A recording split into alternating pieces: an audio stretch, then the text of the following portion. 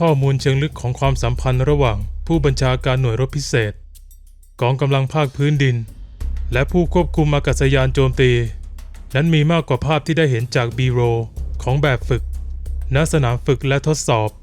Nevada The Nevada Test and Training Range หน่วยรบพิเศษของกองทัพบกสหรัฐพร้อมด้วยฝูงบินวิศวกรโยธาหน่วยทำลายวัตถุระเบิดที่ 99 จากกองทัพอากาศข้ามเขตทะเลทรายขณะที่พวกเขาเตรียมที่จะเข้าตรวจค้นหมู่บ้านจำลอง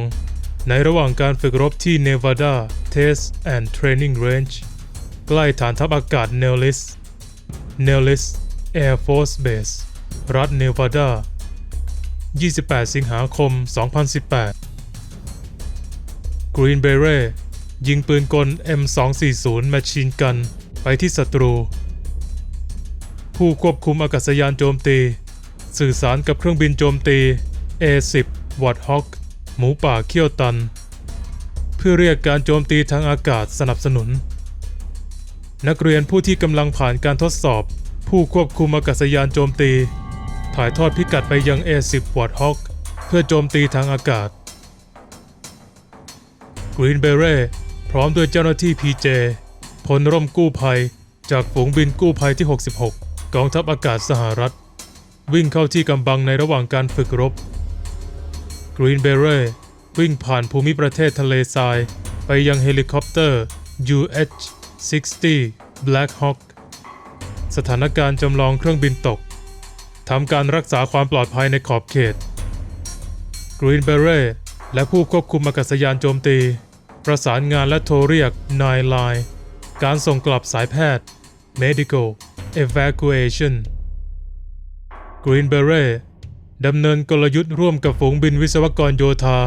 หน่วยทำลายวัตถุระเบิดที่ 99 ผ่านหมู่บ้านจำลองเพื่อถอนออกพุ่งตรงเข้าหาเฮลิคอปเตอร์ Black Hawk เพื่อถอนออกหลังจากเสร็จสิ้นปฏิบัติการพื้นที่ภาคพื้นดินของ NTTR ประกอบด้วยระบบป้องกันภัยทางอากาศแบบบูรณาการจำลองหลายพิสัยพร้อม 1,200 เป้าหมายและจุดสื่อสารระยะไกล 4 แห่งพื้นที่ NTTR ในปัจจุบันและพื้นที่เดิมของพิสัยถูกใช้สำหรับการยิงปืนและทิ้งระเบิดทางอากาศสำหรับการทดสอบนิวเคลียร์เป็นพื้นที่ทดสอบภาคพื้นดินและพื้นที่ทดสอบการบินสำหรับการควบคุมและเตือนภัยอากาศยานและสำหรับการฝึกธงฟ้าธงเขียว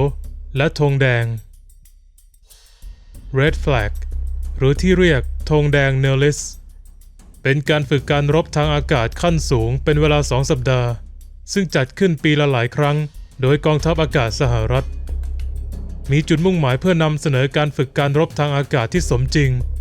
สำหรับนักบินทางทหารและลูกเรือจากสหรัฐอเมริกาและประเทศพันธมิตรในแต่ละปีการฝึกธงแดง 3-6 ครั้งจะจัดขึ้นที่ฐานทัพอากาศ Nellis รัฐเนวาดาในขณะที่อีก 4 ครั้งเรียกว่าธงแดงอลาสกาจะจัดขึ้นที่ฐานทัพอากาศไอเอลสันรัฐอลาสกาการฝึก Red Flag จัดขึ้นครั้งแรกเมื่อวันที่ 29 พฤศจิกายน 1975 ซึ่งรวบรวมนักบินจากกองทัพอากาศสหรัฐกองทัพเรือสหรัฐนาวิกโยธินสหรัฐกองทัพบกสหรัฐและกองกำลังทางอากาศจากชาติเนโตและประเทศพันธมิตรจำนวนมาก The Nevada Test and Training Range เดิมคือกองบินพิสัยที่ 98 มอบพื้นที่การรบที่ยืดหยุ่นสมจริงและมีหลายมิติให้กับนักต่อสู้เพื่อดำเนินการทดสอบการพัฒนายุทธวิธีและการฝึกขั้นสูงเพื่อสนับสนุนผลประโยชน์ของชาติสหรัฐ NTTR ยังให้การสนับสนุนเครื่องมือวัดและการบำรุงรักษาเป้าหมายสำหรับ Green Flag West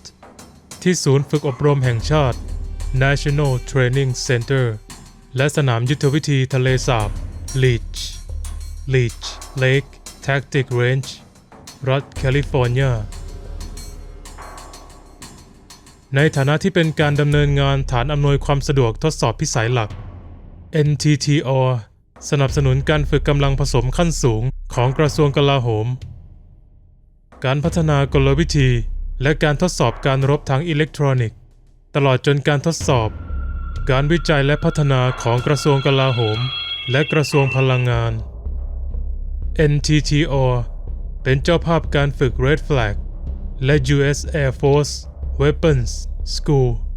ในแต่ละปีรวมถึงการทดสอบต่างๆและภารกิจการพัฒนายุทธวิธี NTTR ประสานงานเรื่องการปฏิบัติงานและการสนับสนุนกับกองบังคับการหลักและหน้าที่อื่น